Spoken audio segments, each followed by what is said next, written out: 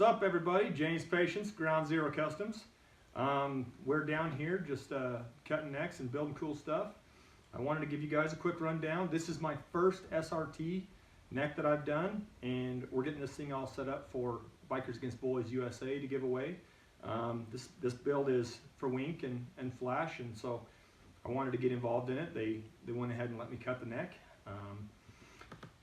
I know a lot of people are intimidated by this style of neck kit, so I just want to give you a quick rundown. I literally have so minimal time in this, from roller back to roller, including paint and everything. I'm in this thing about 5.5 hours. It's a really simple system to do.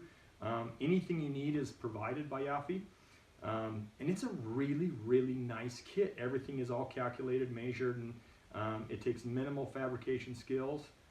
You need to know how to run a welder. That's pretty much it. Other than that, the fit and finish is really nice. There is literally no body work in this at all. It's all been metal finished. I did the neck part in about 2 hours, and we'll put some pictures in the comments of what we had going on there. But really simple. All the pieces are really nice. It's easily a day project, even to get it back in color and back assembled. I was really impressed with how everything worked, how it fit, and how it all came together. You get to keep the nice factory neck look, which I really like, but it makes all the math right. So this bike's gonna ride like a dream. It's gonna work exactly like it's supposed to. This is my first experience doing an SRT in general, and I gotta tell you, this is the stuff, man. This thing is gonna be incredible.